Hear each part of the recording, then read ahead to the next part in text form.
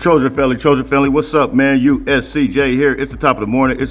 I hope everybody is getting ready to get up, get out, and make some things happen this morning. Listen, everybody that comes on, hit that like button, hit that share button, hit that subscribe button, and then turn on your notifications so that you can get my videos when they pop out. Listen, it helps me out in the algorithm. It helps me out. And as I stated, YouTube continues to show me over 65% of the same people continue to come, which is 130,000 people every 28 days. So hit that like, hit that subscribe. Listen, Deanton Lynn talked about Jide Abasiri, and a lot of us, we wanted to know what was going on with this big guy, man. You guys know Jide Abasiri. I say Jide Abasiri.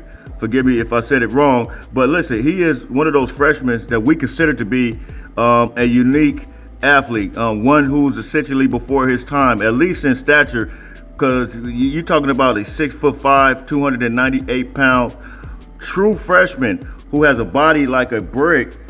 He's one of those guys that, getting ready to go into the Minnesota game, you just kind of rooted for him to be able to make this trip and be able to suit up and be able to get those snaps. You guys know he's from the state of Minnesota. He was committed to Minnesota, and USC was able to flip him at the last minute, essentially. And so you got a guy like this who's moving and grooving. You see him there in the picture with Cam Fountain. Both of those true freshmen are what we consider to be unique athletes, and there's some heavy hitters when you're talking about true freshmen as far as getting their reps, true freshmen that will have an impact on, now as well as the future when you're talking about this football team. But Jide Abasiri, it's been revealed that he is getting ready to get significant amount of snaps, being that Bear Alexander is out of there now. You guys know that Gavin Meyer has really just excelled, him and Nate Clifton at that spot. Of course, Kobe Pepe and some of the other guys, and we'll talk about one more guy that's excelling at that position as well. But Jide Abasiri is a guy that now is getting ready to, it's the next man up mentality, and he is getting ready to see some snaps. And I think it's so fitting when you're talking about going to Minnesota, which is his hometown, a place to where he can absolutely shine. He's going to get ready to see family this weekend. He's getting ready to see a lot of people that he knows. So you can only imagine that this guy is getting ready to show up and show out when he's given the opportunity. He won't get the starting spot, but he will be in the rotation according to the coaches. You're talking about significant amount of staffs now.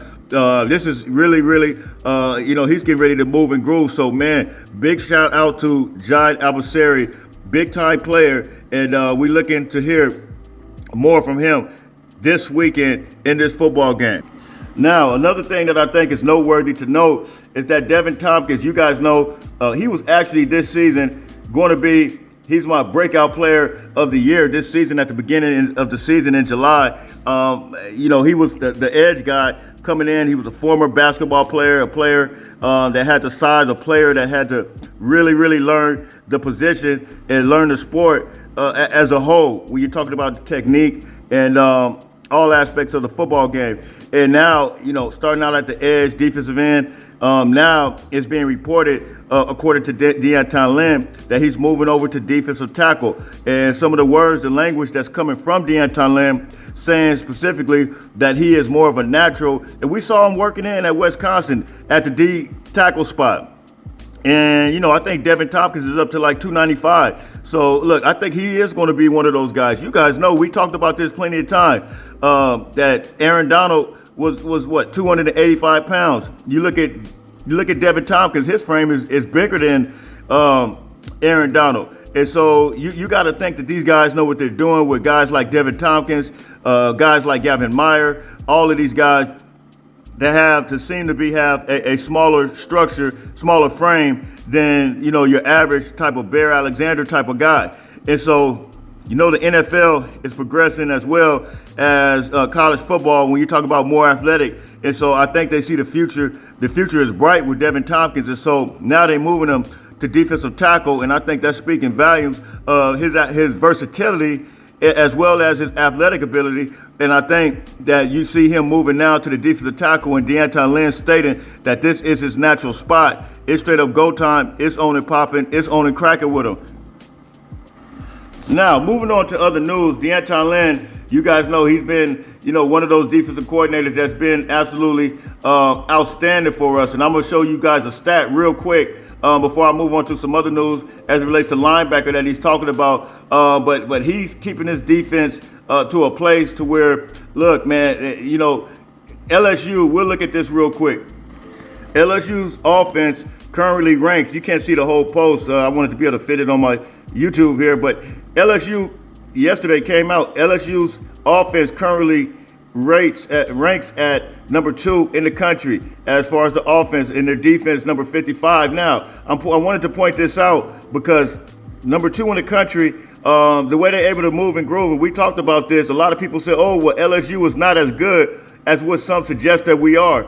That they are, and so that might not be a good win for USC. However, you got to remember LSU went to South Carolina, which is an SEC team, which happens to be a pretty decent team, and beat them. They went down, I believe it was like 14 or 17 points, and came all the way back. But Garrett Nussmeier, look, he's a gunslinger. You guys know those guys have weapons, and so they went down there and beat them. Of course, they beat UCLA last week, real good, easily.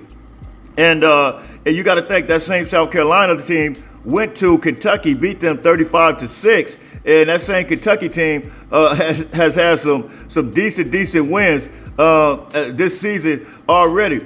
But you look at number 2 in the country, and the reason I'm bringing this stat up is because USC played against this offense. This offense is a very potent offense, and what we saw in the second half, the adjustments by this guy, Deanton Lynn, I think it speaks value of who this guy is. And listen, he is an absolute keeper. USC must keep Deanton Lynn, man. So you guys can hit me in the comments. You guys can tell me what you think. Also, one more news and note item as it relates to this defense. Coach Lynn did talk about the versatility of Anthony Beavers. You guys know I just brought that information up to you guys just yesterday, that and the video was entitled "Anthony Beavers Linebacker is Thin, so Anthony Beavers is his time up." So look, I saw a clip where he was in practice.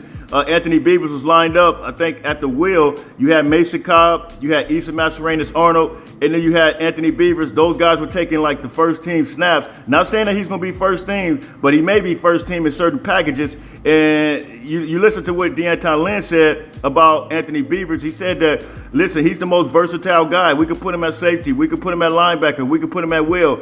And he was talking about how very pleased he was with the progress and, the durability of a guy like Anthony Beavers. So, look, man, we brought you this information. Listen, you guys get this information a day in ahead, sometime 2 days before this stuff even comes out. Now you see everybody else. Listen, everybody make sure you hit the like, you hit the subscribe, you hit the share. We bring you this information. But listen, let's salute Deanton Lynn, one of the best defensive coordinators. They may have to do his contract. Now, I'm not going to say that, but I'm just saying this guy is a phenomenal guy.